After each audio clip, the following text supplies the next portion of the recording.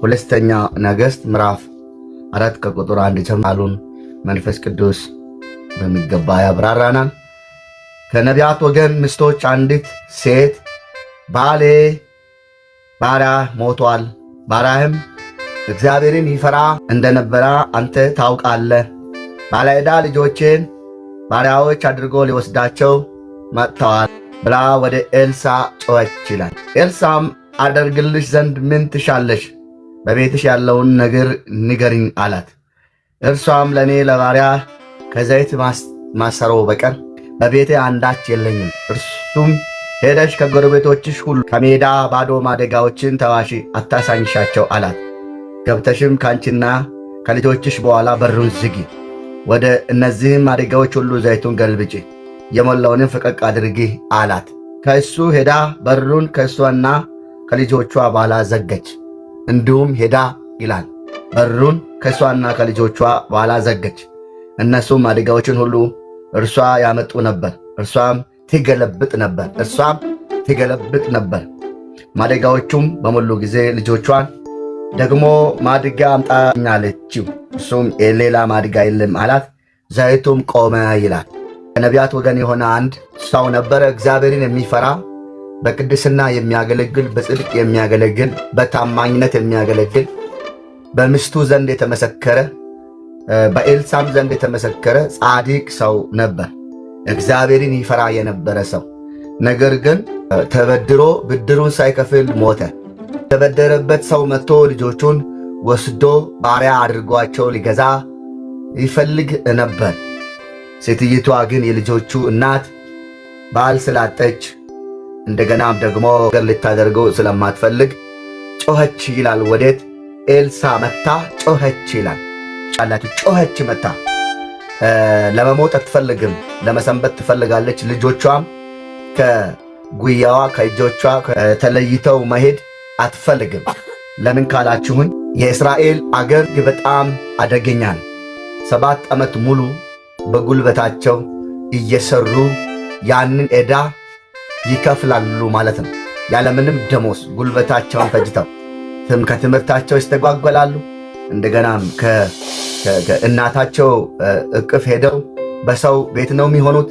በጣም አደገኛ የሆነ ቻሌንጅ በሕይወታቸው ይደርሳል። አስቡ። ለዚህ ሰውየው ወይ ብሩን ክፈሉልኝ ወይም ደግሞ ልጆችሽን አምጪ የሚል አይነት በየቀኑ እየመጣ ይጎተጉታታል። እሷም ልጆቿን የደበቀች የሰወረች አይነት ሴት ናት። ከዛ ያ ችግር ስብስባት ወደ ኤልሳዕ መታ ጮኸች ይችላል። ሃሌሉያ። መጽሐፍ ቅዱስ ወደ እኔ ጩህ እኔም እመልስልሃለሁ፣ አንተም የማታውቀውን ታላቅና ኃይለኛ ነገር አሳይሃለሁ። አንተ የማታውቀውን ታላቅና ኃይለኛ ነገር። ስንጮህ ከጨዋት በኋላ የሚመጡ ትልልቅ ጉዳዮች አሉ። አገር የሚያውቃቸው፣ ሰው የሚረዳቸው፣ በጉልበታችን በእኛ ቤት በእኛ ሲስቴምና ብቃት ሊሆኑ የማይችሉ ታላቅና ኃይለኛ እግዚአብሔር ብቻ ሊያደረጋቸው የሚችሉ ታላላቅ ነገሮች ይሆናሉ ማለት ነው። ጮኸች። ዝም ብሎ ከመሞት መጮህ የተሻለ ነው። ለጠላት ታልፋ አትሰጥም። እግዚአብሔር የጠራ የሰራ እግዚአብሔር የምትፈራው የምታገለግለው እግዚአብሔር ጣልቃ ስለሚገባ ጠላቶችህን እግዚአብሔር ሐሳባቸውንም ከንቱ ስለሚያደርግ ከእጃቸውም ስለሚታደግ በፍጹም በጠላት እጅ አንተ አትሰጥም፣ ወድቃ አትቀርም። ምክንያቱም ያገለገልከው እግዚአብሔር አምላክ ያልከው እግዚአብሔር አንተንም ያንተንም ጉዳይ ለጠላት አሳልፎ አይሰጥም። እግዚአብሔር መልካም አምላክ ነው። እቺ ሴት ነቢዩ ጋር መፍትሄ እንዳለ መረዳቷ፣ እሱ ጋር ሄዳ ደግሞ የባሏን ታላቅነት እግዚአብሔርን እንደሚፈራ መናገሯ፣ እንደገና ወደ ነቢዩ መጮኋ ትልቅ ለውጥ ነው ያመጣው።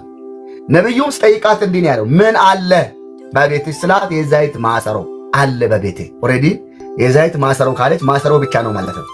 ዘይት በማሰሮ አለ ያላለችም። የዘይት ማሰሮ በቤቴ አለ። ባዶ የሆነ ግን ዘይት ይገባበት የነበረ የዘይት ማሰሮ በቤቴ አለ አለች። እሱም ወደ ቤትሽ ተመልሰሽ ሂጂ፣ ከሜዳም ከጎረቤቶችሽም ሁሉ ባዶ ማድጋዎችን ሰብስቢ፣ እንዳያንሱ በብዛት ሰብስቢ። ከዛም ከሰበሰብሽ በኋላ ምን አድርጊ? ወደ ቤትሽ አስገቢያቸው፣ ደርድሪያቸው። ከዛስ በአንቺና በልጆችሽ ላይ በር ዝጊ። ከዛስ ያን ዘይት ማሰሮ ወደ ባዶ ማድጋዎች ገልብጪ። ረዲቺ ሴት ናዋ ብላ ንቃው አልሄደችም።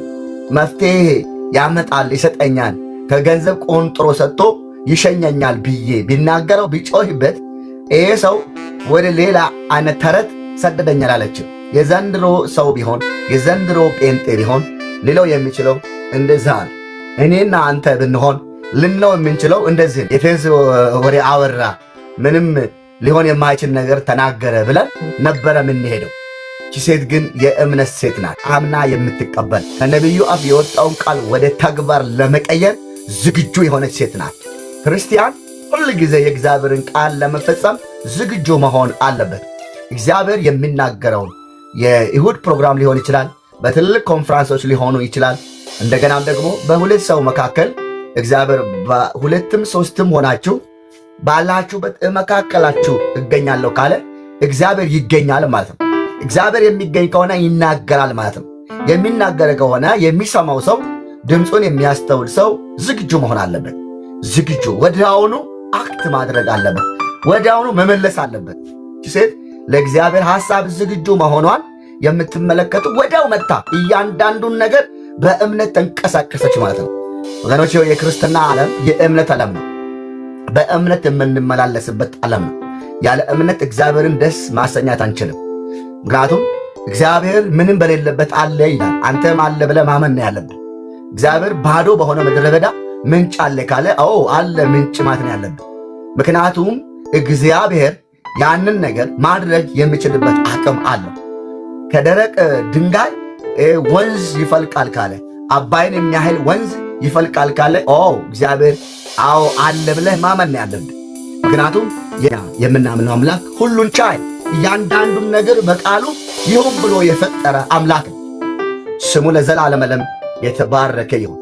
ጊዜ ዝግጁ ነበረች። ነቢዩ የሚላትን እያንዳንዱን ነገር በጥንቃቄ ሰምተዋለች። ያንን ነገር ለማድረግ ደግሞ ዝግጁ ነበረች። የሚገርማችሁ ተመልሳ መጣች። በእምነት ስትንቀሳቀስ የምትመለከቷት ሴት ባለዕዳ ልጆቿን ወስዶ ሊያሰቃያቸው የተዘጋጀ ሰው ያለባት ጠላት ያለባት ሴት ናት። እቺ ሴት ምንድነው የምትፈልገው? ገንዘብ ነው ወደው የምትፈልገው። ወደው የሚገላግላትን ሰው ነው የምትፈልገው። ግን የእግዚአብሔር ሰው ነቢዩ ስራን የሰጣት በእምነት እንድትንቀሳቀስ ስራን የሰጣት ወደው ከሜዳ ባዶ ማድጋዎችን ከጎረቤት ባዶ ማድጋዎችን መሰብሰብ ነው የጀመረችው። ሰብስባ በቤቷ ደረደረችው ማለት ነው። ያለን አይደለም የሌለን ባዶ የሆነውን ከዛ በር ባንቺና በልጆችሽ ላይ ዝግ ነው ያላት። ይህ ታላቅ የሆነ የእግዚአብሔር ሐሳብ ያለበት አጀንዳ። ከዛ ያ ዘይት ማሰሮ ወደ ባዶ ማድጋዎች ምን አድርጊ ገልብጪ። ምን ያለውን ምንም የሌለውን ቅድም ተናግሬያለሁ። የዘይት ማሰሮ ካለ ዘይት የለበትም። ዘይት ያለበትን ማሰሮ አይደለም የነገረችው። ዘይት የነበረበት ማሰሮ ባዶ የሆነ በቤትን ያላለች ያንን ባዶ የሆነውን ማሰሮ ምን ማድረግ ጀመረች? ወደ ባዶ ማድጋዎች መገለበጥ ጀመረች፣ ማንቆርቆር ጀመረች ማለት ነው። በምን? በእምነት። ታስተውሉ ፈልጋለሁ። የሰመችው የነቢይ ቃል ነው። ያንን ቃል ማድረግ ነው ያለባት። እንደው ይሄ ጉዳይ አይሆንም ብላ መጠራጠር የለባትም። እንደው መፍራት አልነበረባትም። ለምን ካላችሁን የሰመችው የነቢዩን ቃል ነው። ነቢዩ ደግሞ ከዚህ በፊት ምን አድርጎ ያውቃል? ታላላቅ ተአምራትን እግዚአብሔር በእጁ ሰርቶ ያውቃል። የታመነ ነቢይ ወዳውኑ ነው መጣ የዘይት ማሰሮ ወደ ባዶ ማድጋዎች ስትቆረቆም ማለት ነው መፍሰስ ጀመረ። አንደኛው ልጇ ባዶ የሆነውን ማሰሮ ያጣጋል፣ ሌላኛው የሞላውን ፈቀቅ ያደርጋል። ዛሬ እንደዚህ አይነት ተአምራት በቤታችሁ ይሆናል፣ በሕይወታችሁ ይሆናል። ኢየሱስ ክርስቶስ ጌታ። ባዶ የሆነ ነገር እያቀረበ ሌላኛው ደግሞ ሙሉ የሆነውን ነገር ፈቀቅ ያደርጋል ማለት ነው። ሃሌሉያ! ኢየሱስ ጌታ። ማድጋ አምጣልኝ አለችው። እርሱም ሌላ ማድጋ የለም አላ፣ ዘይቱም ቆመ ይላል። የሚገርማችሁ እያንዳንዱ ባዶ በሆነው ማድጊያ ዘይት ሞልቷል ማለት ነው። ባዶ የሆነው ማድጋ ደግሞ አለቀ፣ ሙላት ብቻ ሆነ ቤቷ። ጴጥሮስ እንዲህ አለ፣ ሌሊቱን ሙሉ ደከምን፣ አንዳችንም ዓሣ አላዝንም። ነገር ግን መረቤን ወይም መረቦችን በቃልን እጥላለሁ ስል በቃሉ በጣለ ጊዜ መጎተት የሚያቅተውን ብዙ የሆነ ዓሣ ነው ከባህር ውስጥ እየጎተተ አልቻለም። ሌሎች ጓደኞቹን ጠራ። ምን ብሎ ኑ እርዱኝ ብሎ ማለት አያችሁ። የእግዚአብሔር ቃል በሕይወታችን ሲመጣ የእግዚአብሔር ቃል በሕይወታችን ባዶ በሆነ ጉዳያችን፣ ባስለቀሰን ጉዳያችን፣ ባሳዘነን ጉዳያችን፣ ልባችንን በናደ ጉዳይ የእግዚአብሔር ቃል ሲመጣ ወዲያውኑ ወስዶ አክት ማድረግ አክሽን መውሰድ በረከትን ያመጣል። ካለንበት ዝቀት፣ ካለንበት ድቀት፣ ካለንበት መከራ ውስጥ ወዲያው ከፍ አድርጎ የማውጣት አቅም አለው የእግዚአብሔር ቃል። ኢየሱስ ያድናል። መረባቸውን እያጠቡ ነበር። ባዶዋቸውን ሸክፈው ወደ ቤታቸው ሊመለሱ ከነ ራባቸው፣ ከነ መከራቸው፣ ከነ ብርድ ድካማቸው ደከምን፣ አንዳችንም አሳ አላዘንም ያሉት። ግን ጌታ ሲመጣ የተናገረውን ቃል ወደ ተግባር ቀየሩ። ክርስቲያኖች ይህንን እየሰማችሁ ያላችሁ እኔ ውጤታማ ነኝ ዛሬ በደንብ ከሰማችሁ ማለት ነው። እግዚአብሔር በሕይወታችን በዝማሬ ሊናገር ይችላል፣ በህልም ሊናገር ይችላል። ቅድምም እንዳልኩ በሁለት በአንድ ባለንበት እግዚአብሔር መጥቶ ሊናገር ይችላል። ያንን ቃል ወደ ተግባር የምንቀይር ከሆነ እግዚአብሔር ምስክሬ ነው፣ በሕይወታችን ታላላቅ ለውጦችን እናያለን።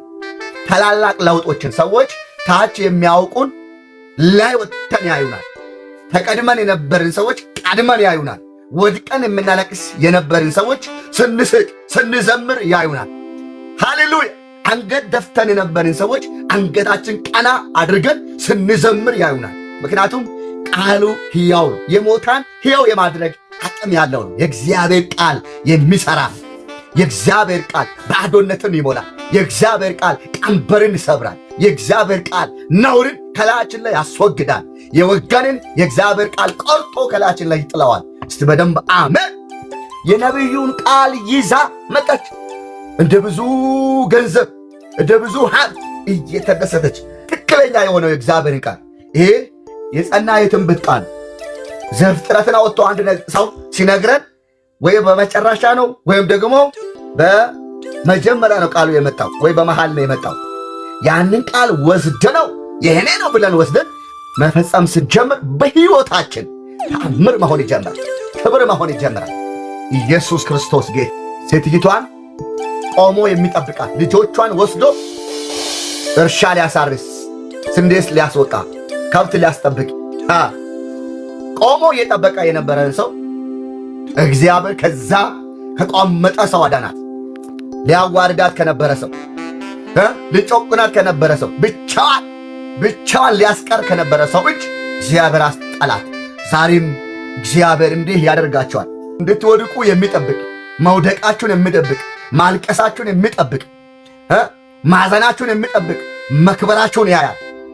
አትወድቁ፣ ትነሳላችሁ፣ ትቀባላችሁ፣ ታገለግላላችሁ፣ ቆማችሁ ታገለግላላችሁ። ሃሌሉያ! አትወድቅም። መውደቅ አይሆንም፣ መክሰር አይሆንም፣ ከእጅ አይቀማም፣ አይወሰድም።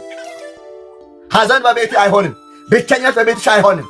ሄሎ ጮኸች ይላል። ምክንያቱም አፍጥጦ የመጣ ችግር አለ፣ የሚታወቅ ጉዳይ ነው። ሕግ አለ ደግሞ የተቀመጠ። አንድ ሰው ብድር ወስዶ መክፈል ካልቻለ ጉልበቱ ሰጥቶ ምን ማድረግ አለበት? መክፈል አለበት። ልጆቿ ለ7 ዓመት ከቤቷ ወጥቶ ለዛ ሰው ባራ ሆኖ ሊኖሩ ነው። ስለዚህ ይሄ ጉዳይ አስጨንቋታል። ስለዚህ ወደ ነቢዩ መታ ጮህ ይችላል። ሃሌሉያ! ኢየሱስ ጌታ። በደረሰብን ጉዳይ ሊደርስብንም ባለ ጉዳይ በፈረነው ጉዳይ በየትኛውም ነገር ወደ እግዚአብሔር መጮኻችን መፍትሄ ያመጣል። ወደ እግዚአብሔር ለምን ካላችሁ በምድር ላይ መፍትሄ ሊያመጣ የሚችል አንድ ነገር የለም። የኪሳችሁ ገንዘብ መፍትሄ ሊሆን አይችልም። ለመጣባችሁ ጉዳይ መፍትሄ ያለው እግዚአብሔር ጋር። እግዚአብሔር ማለት የመፍትሄ ባለቤት ነው። ለትንሽ ጉዳይ፣ ለትልቅ ጉዳይ እግዚአብሔር የመፍትሄ አምላክ ነው። እሱን የሚያቅተው አንዳች ነገር የለም። ስለዚህ ወደ እግዚአብሔር መጮህ ዋና ጉዳይ ነው።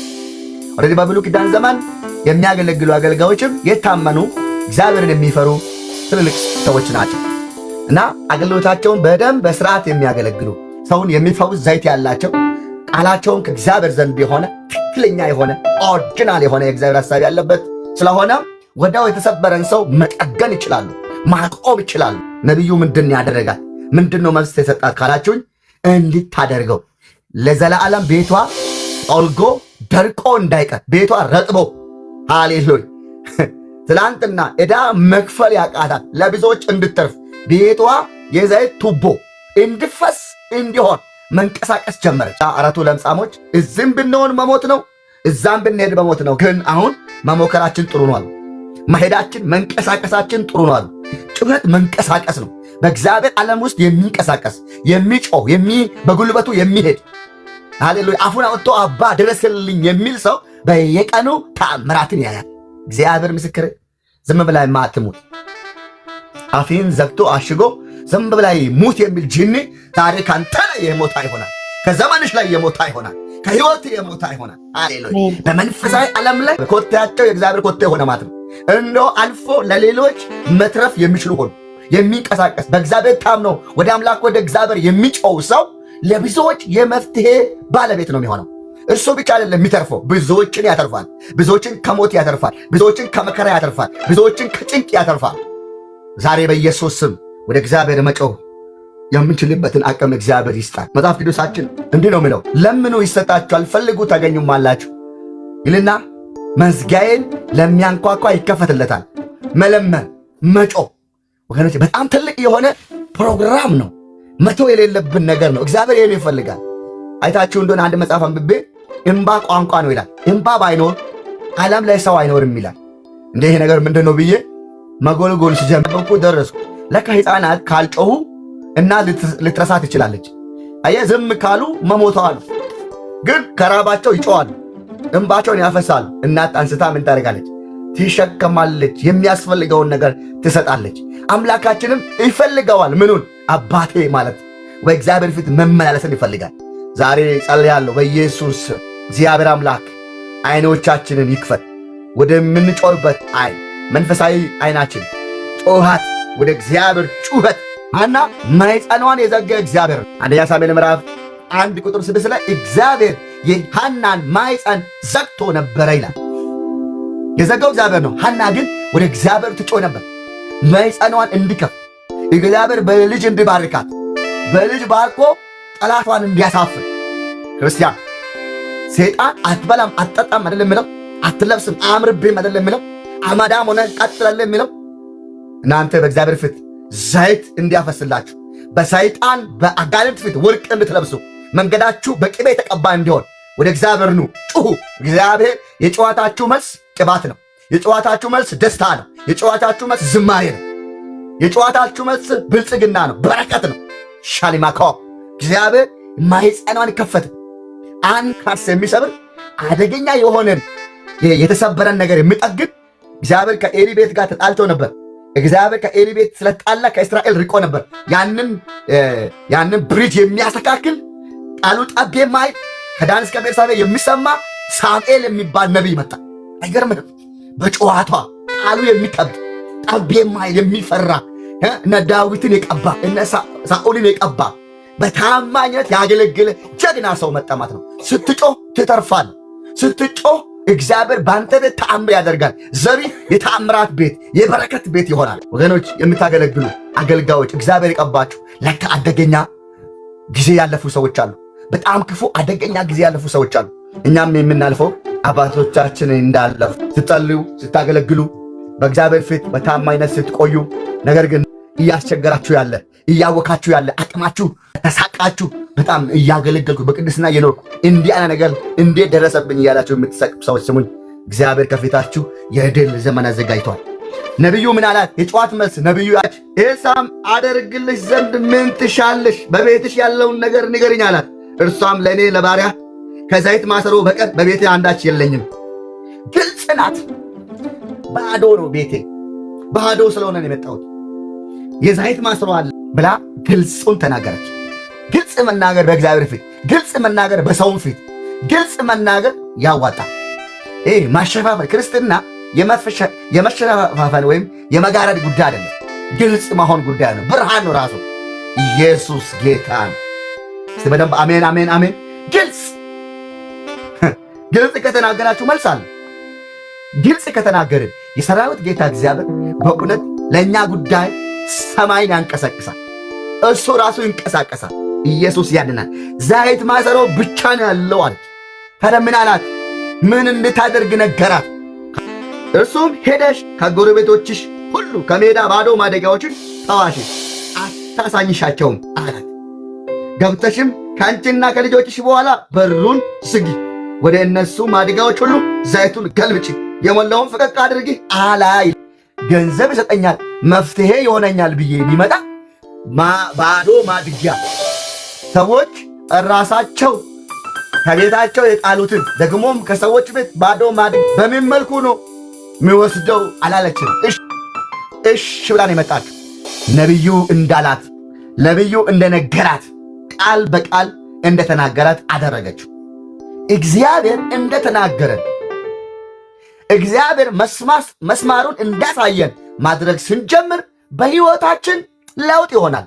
ያለ ለውጥ አንቀጥልም። ጴጥሮስና ዮሐንስ ሌሊቱን ሙሉ አሳ እየፈለጉ አልተገኘም። እንግዶች አይደሉም። በአሳ ማጥመድ የኖሩ ሰዎች ናቸው። የእነሱ ሙያ ራሱ አሳ ማጥመድ ነው። ከዛ ሰፈር የተነሱት መረቡም አዲስ ገዝተው አይደለም፣ ካስቀመጡበት ይዘው ነው የመጡት። አሳ ለምን ጠፋ ካላችሁኝ እሱ ለእኔም ለእናንተም ቆቅልሽ ነው። ሙያ አላቸው፣ አቅም አላቸው፣ ሁሉ ነገር አላቸው። ግን ደግሞ አሳ ጠፋ። ጌታችን ኢየሱስ ጠዋት ሲመጣ ጴጥሮስና ዮሐንስ መረቦቻቸውን እያጸዱ ነው። ባዶአቸውን ሊሄዱ በዚያ ስፍራ ልጆቼ የሚበላ አለን? አንዳች የላቸው። ለምን የላቸውም? አሳ የለማ። ጌታ ሲመጣ ግን አንድ ነገር ነው ያደረገው፣ አዘዛቸው። ጴጥሮስ ሌሊቱን ሙሉ ሲተጋ ሲደክም አንዳችም አሳ አላስኩም፣ ነገር ግን በቃሊ መረቦችን እጥላለሁ። ሰዓቱ ምንም አሳ የሚያዝበት ጊዜ ባይሆንም ኦልሬዲ ጌታ የመጣበት ጊዜ ቃል ነው። አሳ በቀን አይያዝም። አሳ በቀን በግል ስለምተነፍስ ወደ ጥልቅ ነው የሚወርደው። ምንም ቢሆን እኔ በቃሌ መረቦችን እጥላለሁ ታዘዘ። የኛ ዓለም መንፈሳዊ ዓለም ነው። በዚህ በመንፈሳዊ ዓለም ቃሉን ሰምተን ስንንቀሳቀስ ባዶ ነው በተባለበት ሙሉ ነው፣ ደረቅ ነው በተባለበት ለምለም ነው። በቃ ብዙ ሰዎች ለፍተው ጥረው ግረው በሄዱበት ለኛ አለ። ለምን? መንፈሳዊ ዓለም ቃል የመገዛት ዓለም ነው። መንፈሳዊ ዓለም ምንጭ ያለበት ነው፣ በረከት ያለበት ነው። ዛሬ በኢየሱስ በዚህ መንፈሳዊ ዓለም መንቀሳቀስ ይሁንልን። ምንም አሳ አጥተው ራባቸውን ሊመለሱ የነበሩ ሰዎች ጠግበው በልተው ቁጥሩ ብዙ የሆነ 153 የአሳ አይነት ከነ እንጀራ ከነ ፍሙ ወጥቶ ተደንቀው ተገርመው ኢየሱስ ያድናል። ይኸው እግዚአብሔር ያለውን ማድረግ ስትጀምሩ፣ እግዚአብሔር እንዳለው መሆን ስትጀምሩ ቤታችሁ የተአምራት ቤት ይሆናል፣ የክብር ቤት ይሆናል። አገልግሎታችሁ የክብር ይሆናል። ዘመናችሁ የክብር ይሆናል፣ የሙላት ይሆናል፣ የደስታ ይሆናል። ምንም አይነት ነገር ጎሎባችሁ አታውቁም። ለብዙዎች መትረፍ ትጀምራላችሁ። ኢየሱስ ያድናል። ቤታችሁ ሙሉ ይሁን፣ ዘመናችሁ ሙሉ ይሁን፣ ሕይወታችሁ ሙሉ ይሁን። እግዚአብሔር እንዳለው መሆን። ገሊላ ላይ ይስሐቅ ተቀመጠ። እግዚአብሔር እንዲህ ነበር ያለው፣ በገሊላ ተቀመጥ ስለው ተቀመጠ ይላል። በዛውም ዓመት ዘርን ዘራ፣ እግዚአብሔርን በመቶ እጥፍ ባረከ። አቤት አቤት! እግዚአብሔር እንዳለው መሆን፣ እግዚአብሔር ያለው ማድረግ ትርፍ አለው፣ ውጤት አለው፣ በረከት አለው። አቤት! በጌታ በኢየሱስ ስም። በኢየሱስ ደግሞ ይከብዳል። ባዶ ማድጋዎችን ሰብስባ ወደ ቤቷ ማስገባት። ከዛ እንዲህ ያላት፣ በአንቺና በልጆችሽ ላይ በር ዝጊ። ምክንያቱም እግዚአብሔር በሚሰራበት ጊዜ ሰዎች መጥተው የእግዚአብሔርን ሐሳብ እንዳበላሹብን፣ ነገራችን እንዳይቆረፍድ ምን ያስፈልጋል? ዘግቶ እግዚአብሔር መስራት ይፈልጋል። ዘግቶ በር ዘግቶ እግዚአብሔር ሰራ ማለት ነው ቤታቸው። አንዱን እንዲህ አለች፣ ባዶ ማድጋ አቅርብልኛል። ሌላኛውን ደግሞ ሙሉ የሆነውን ፈቀቅ አድርግ። እሷ ባዶ ማድጊያውን ባዶ ማሰሪያ ማለት ነው። በእምነት ነው ያን ሁሉ ያደረገች። ታዲያ ዘይቱ ቤቱን ሞላው ማለት ነው። ያ ባዶ የነበረ ቤት፣ ያስለቅስ የነበረ ቤት፣ ያስፈራ የነበረ ቤት፣ ኦና የነበረ ቤት በዘይት ሞላ ማለት ነው። የእግዚአብሔር እጅ ተገለጠች ማለት ነው። ስንንቀሳቀስ ሁሌም የእግዚአብሔር እጅ በእኛ ላይ ትገለጣለች። እግዚአብሔር የጠራችሁ በእግዚአብሔር እርሻ ውስጥ ያላችሁ እግዚአብሔርን ታምናችሁ የምትንቀሳቀሱ ጉዞአችሁን የእምነት አድርጉት፣ የእምነት አድርጉት። ሰሞኑን በልቤ ያለው ነገር ነው። እምነት ችግሮቻችንን በረን የምናመልጥበት ክንፍ ሳይሆን ችግሮቻችንን ረግጠን የምንገዛበት ኃይል ነው። እምነት ራሱ እግዚአብሔር ነው። የምናምነው እግዚአብሔርን እስከሆነ ድረስ እግዚአብሔር አምላክ ከችግሮቻችን በላይ ያደርጋል። ተራሮች ፈርሰው ሳይሆን ተራሮቻችን ላይ ቆመን መዘመር፣ ችግሮቻችን ላይ ቆመን መዘመር። አይገሉንም፣ አያጠፉንም። ዳንኤል፣ አብደናጎ፣ ሲድራቅ፣ ሚሳቅ ለእኛ ሁነኛ ምሳሌዎች ናቸው። እሳት አልጠፋም። እሳት ውስጥ የገቡት በእምነት ነበር። እሳቱ አልበላቸው፣ ሽታም በላቸው አልነበረም። እሳቱ ውስጥ ግን እየዘመሩ ይመላለሱ ነበር። አንበሳ አልበላውም፣ አፉንም አልከፈተም በእሱ ላይ። ለምን ካላችሁ ሰውየው እግዚአብሔርን ያምናል፣ የሚታደገውን ያውቃል። ኢየሱስ ጌታ። ያኦና የነበረ ቤቷ ባሏን በኦና በባዶ ሸኝታለች። ልጆቿም ሊሸኙ ነበር፣ ግን እግዚአብሔር ተንቀሳቀሰ ማለት። እግዚአብሔር ስሙ ይባረክ። እመን እግዚአብሔር በቤት ተአምር ያደርጋል። እግዚአብሔር በዘሪ ተአምር ያደርጋል። እግዚአብሔር በመስሪያ ቤት ተአምር ያደርጋል። እግዚአብሔር በፈራው ጉዳይ፣ በደነገጥከው ጉዳይ እግዚአብሔር ግን ጠላትን ያስደነግጣል፣ ያስደነብራል። አንቺን ግን ከፍ ያደርጋል። አንተን ከፍ ያደርጋል። አቅምህ ይወጣል፣ ጉልበትህ ከፍ እያለ ይሄዳል። ኦ ሃሌሉያ! ኢየሱስ ጌታ። አፏን ዘግታ ባለዕዳው ሲመጣ ወይን የመጣብ ልጆችን ሊወስድብኝ ብላ አፍራ የተቀመጠች ሴት ባለዕዳው መጣ። እንደ ትላንት ከትላንት ወዲያ እንደ አምና እንደ ወር መጣ። ምን ሊል እንደገና ልጆች አምጪ፣ አንቺ ብር የሌለሽ አንቺ ድሃ አምጪ ሊላት። ዛሬ እንደ ትላንት አይደለም። ሰውየው እንደ ትላንት መስሎት ሲመጣ ቆጥራ ቋቋቋ ስንት ነው እያለች ማለት ክፍል ስታደርገው ሰውየው አስሬ እያያት ወደ ኋላ እየተመለሰ ማን እንዳመጣት ለምን ይጠይቃል? አሁን ከመጠየቅ ታርፈዋል ነገሩ። አሁን እሷ ልጆቿ ለባርነት አይሄዱም። በኢየሱስ ስም አረ ጉዳት ትሆንም፣ በሰው ምድር ጉዳት ትሆንም። የፈራኸው ባንተ ላይ አይሆንም። ያስለቀሰ ባንተ ላይ አይሆንም። ያወከ ባንተ ላይ አይሆንም። ሃሌሉያ! ቁጭ ብሎ ሚዛን የሚያወጣ ቁጭ ብሎ እንደዚህ ናት፣ እንደዚህ እኮ ነው፣ እንደዚህ እኮ ነው ሚል አረ በኢየሱስ ስም ጉድህን እግዚአብሔር ይሸፍናል። ባዶነትን እግዚአብሔር ይሸፍናል። በአደባባይ ሞገስ ይሆናል። በኢየሱስ ስም እግዚአብሔር እያለ አንበላም። በፈራኸው ጉዳይ አትገባም። እግዚአብሔር ከእጁ ከጠላት እጅ ይታደጋል። መንጭቆ ያወጣሃል። በጠላት ፊት ይቀባል። እና የተወለድንበትን ሊያውቁ ይችላል፣ ያደግንበትን ሊያውቁ ይችላል። የእኛን ጌታ ግን አያውቁ። የእኛ ጌታ ደርሶ የሚታደግ ነው። እንባን የሚያብስ ነው። እነሱ ምን አትሰጥም። ሰኞ ካሰጠች ማክሰኞ ትሰጣለች ነው። መስከረም ካሰጠች ጥቅምት ትሰጣለች። ሰውየው መምጣቷ አያቆምም። የሙሴ ሚግ አይሻር አይገነጥልም እያለ ማለት አፉን ከፍቶ እየጠበቀ ነው። ብለናት ነበር ብለው ምናምን ልል ኧረ አይሆንም። የእኛ ጌታ ጣልቃ ይገባል። የአንቺ ጌታ ጣልቃ ይገባል። ትላንት ባወቁ ትላንት በተረዱ አትገኝም። የሰራዊት ጌታ እግዚአብሔር ጣልቃ በመግባት ነገሮችን ሁሉ ትክክል ያደርጋል። ዲስኦርደር የሆኑ ጉዳዮች ሁሉ ይስተካከል። አንድ ምክር ልንገራችሁ እናንተ ቅዱሳን፣ እግዚአብሔር ለመንግስቱ የጠራችሁ ኃያላን፣ በአፋችሁ ቃል ያለ ቅባት በራሳችሁ ያለ እጃችሁ ብትር የገባባችሁ ስሙኝ፣ መንቀሳቀስን እንዳታቆሙ። ሰይጣን አስሯችሁ ሊያቆም ሐሳብ ብሰድ አትቀበሉ። ሐሳብህን አፈረስኩ ብላችሁ ጳውሎስ እንዴት አለ? ሐሳቤን አንስትም ብሎ እንደሰደደው በባዶ እንደሸኘው ሐሳብህን አንስትም ብሎ እንደሸኘው መሸኛት። የሆነ ነገር አንጥቶ የሆነ ነገር ትንሽ ነገር አንጥቶ ሊያሰፋ ሲሞክር ሄድ ፈርሷል ስራ ብላችሁ እናንተ ማቆም የለባችሁ። ጸሎት ማቆም፣ አምልኮ ማቆም፣ ቅድስና ማቆም የለባችሁ። መዘመር ማቆም፣ ማገልገል ማቆም የለባችሁ። መንቀሳቀስ ነው። ምክንያቱም በመንፈስ ዓለም በእምነት መንቀሳቀስ። ሰይጣን የለም ስል አለ ጌታ ብሎኛል፣ የሆነ ነገር ስል አረ ተናግሮኛል፣ ዝም በል ቀድሞ ቃል መጥቷል አንተን አልቀበልም ብሎ መሸኘት ባዶ አንገት አስደፍት። የለም ስል አለ ትሞታለህ፣ ይቀጥላለህ፣ በቃ አትችልም፣ ሴት ነሽ ወይም ሕፃን አልተማርክም ስል ተምሬአለሁ፣ የተማረ መንፈስ በእኔ ውስጥ አለ። ኖ አልቀበልም፣ አጥናት ፍሳችሁ ትሄዱ። በቃ ኢየሱስ ጌታ ሄሎ። በቃ እንደ እብድ እንደ ከረዘ አይነት ሰው መንቀሳቀስ አለ። ለወርስ ነው፣ ሊገባ ነው፣ ሊሄድ ነው፣ ሊቀባ ሊያገለግል። ሜዳው የኔ ነው፣ ተራራው የኔ፣ ሸንተረው የኔ ነው፣ ከኔ ጋር እግዚአብሔር አለ። አልፈራም ብለህ ስትንቀሳቀሽ ሰው ሁሉ ምን እያለች ነው ሊል ይችላል። ምክንያቱም መንፈሳዊ ዓለም